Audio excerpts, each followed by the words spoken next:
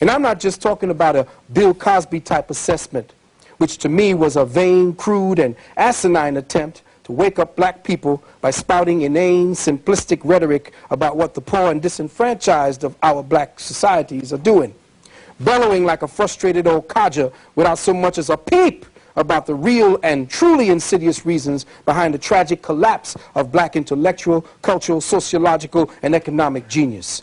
Cosby doth protest too much about the openly obvious, which any black individual with half a functioning brain cell could do, which is why he is so unanimously supported by simplistic racist media figures all over white America, and by the simplistic monofocal Christianized Negro who are so entrenched in their church dogma that their intellectual capacity for analyzing this problem through a positive, unconditioned exercise of critical thinking has been so severely crippled by their blind beliefs that any action arising from them is automatically rendered useless or of no viable consequence. No, beloved brothers and sisters, today I do not intend to disrespect your higher intelligence with boule rhetoric or oversimplistic religified diatribe. What I am going to do is to agitate your critical thinking matrix, to disturb your sense of certainty about what you think you know to be the truth. I make this solemn promise that if you pay me your attention over these next few precious hours, you will receive from us enormous intellectual dividends that will definitely enrich your now depleted repository of truth and knowledge. I know I'm blowing off, but I got to put it down like this. I'm a talking book. I hope there are teachers in the house today. Oh, great.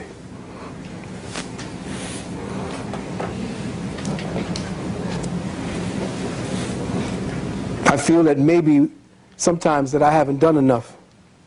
The present collective of black code breakers have not yet been accepted by the larger society, which has disconnected us from the cultural continuum that has been the legacy handed down by our ancestors. We failed to see that over the past 20 years, more and more of the social, spiritual, and psychological identities that our former great leaders helped us to discover from within ourselves have all been carelessly and negligently discarded by us, the elders, and thus subsequently given away by our children to those who now use our hard-earned gifts of self-discovery and self-identity to pimp us of our vast creative resources, leaving us with nothing to show for it in return but the likes of a moronic figurehead like Snoop Doggy Pimp Dog.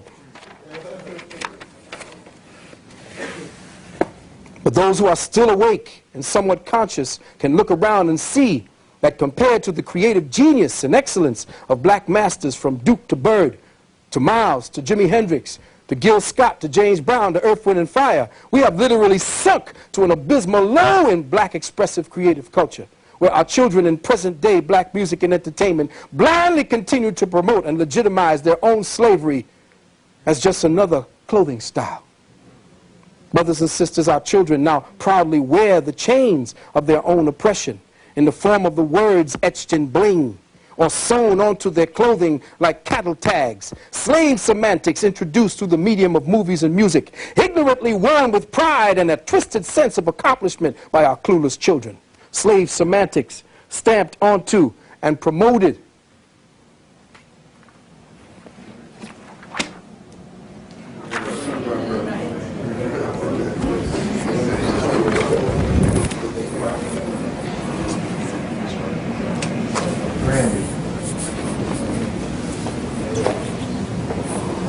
State property.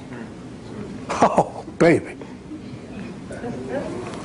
Now, I didn't think I could become any more disgusted or disappointed at what certain so-called elite members of the rap community had done to the legacy of black music culture, to the image of our young sisters and black women in general, to the image of our young brothers as criminals and pimps, handkerchief-head minstrel niggers with studded cups making some kind of bank, they call it, propagating the white man's worst stereotypes of us.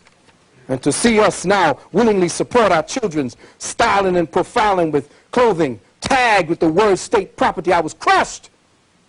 I felt that I hadn't accomplished a damn thing over the last 25 years of teaching my young brothers and sisters. Seeing the advertisement for state property on the side of the bus last November so enraged me that I felt compelled that I had to come out of my semi-retirement to say something. Which brings me to the I told you so section.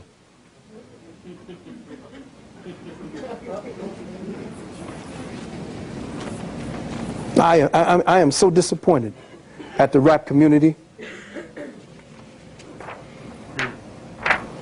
I am extremely disappointed. As an elder, I'm saddened and I'm disappointed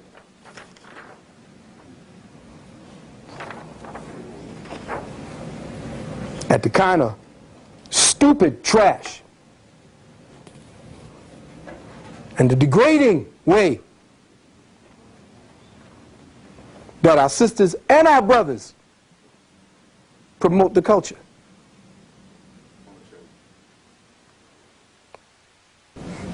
Now,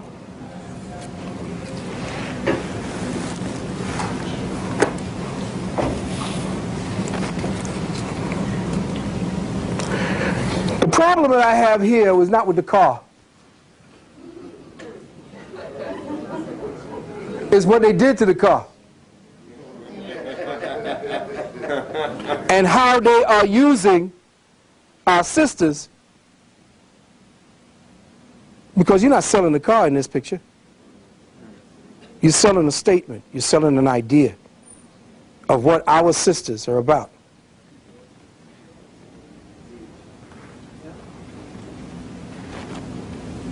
You want to, quote unquote, pimp out your car, that's fine. But then what they're telling you is, this is what our black women are about once you do pimp it out. And the problem is, I told you this in the I told you so section the last time. And I remember when he first came out. When he first came out, I remember that I believe I was either doing something with the Code Breakers, or I did something over with Sarnetta, but I told you all about Eminem. I told you that he was government. I told you that Dre was government. I told you that all those Negroes who came out of NWA was government. You don't come out into the public talking about killing police and then become superstars. If they knew you were real. The idea is that they seeded a culture of resistance so that they could undermine it later on with the Elvis Presley protocol. And that's exactly what they did. Now, when he first came out, we told you who he was. And I told you he would begin to erode the so-called rap culture and then monopolize it. Ladies and gentlemen, I have here, because of good brother Jay, an interview with Benzino, who is the co-owner with the white boy, Source Magazine. Check. Now, Source got something going on with Eminem, so then you know when they start to fighting, dirt starts to fly. And as the dirt starts to fly, you'll start to find out about what you didn't know. So I got, just a minute, y'all don't mind, do you? I want you to hear, in the I told you so section, what I've been telling you for so long. This is the interview in Hot 97. Hot 97, we're talking to Dave Mays, co-owner of The Source. Dave Mays now, first. How is the magazine still staying afloat with, like, basically Jimmy Iovine and Interscope pulling all his ads? And I know you said Russell Simmons pulled his ads, you know, and so many people pulling their ads because there's such a beast over there at Interscope right now. I mean, how is The Source staying afloat? Well, I mean, thankfully, you know, hip-hop is a huge industry now, and you have all kinds of companies that several years ago would never have targeted hip-hop market that are, car advertising. You look at the Source, 3 years ago we didn't have a page of car advertising. Now it's our biggest category. I took that from Source. So there's a lot of companies out that aren't part of this silly politics of the industry and just want to reach the people. The Source is the #1 selling music magazine in America. We outsell Rolling Stone, Spin, Vibe, every one of our competitors 2-to-1 on the newsstands. We reach 8 million readers. Did you hear that? Listen carefully to how they have undermined your children, and they have taken over black expressive evolutionary consciousness and culture. Listen. I mean, we all know what kind of dollars we spend as consumers buying a lot of these products, so it's an incredible way for companies to reach the audience. So most people are still supporting and advertising the magazine. It's only those that have been influenced by the politics behind this issue that have pulled out. Now, before the brother could put the tape in to get the interview, which made him want to jump up and get it, but he missed it, Dave Mays said on the interview, yeah, they took your culture. He stole hip-hop. He said just like jazz, just like rock and roll, and just like everything else, they took it. That's what made him jump up to want to take this thing, but he missed it.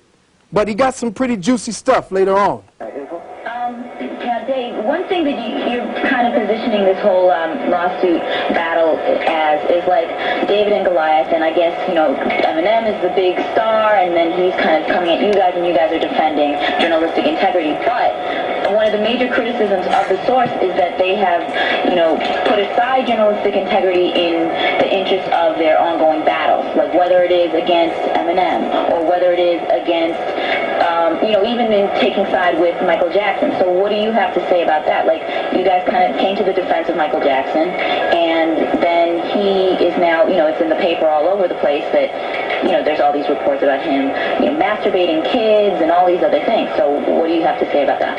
Well, as far as Michael Jackson goes, we made some comments that we support him and that we didn't feel that it was appropriate for that video to be made when he was on trial. That's the main issue with the Michael Jackson thing. If he isn't up for trial, if his life isn't on the line, it's a different situation. He's been made fun of millions of times by everybody.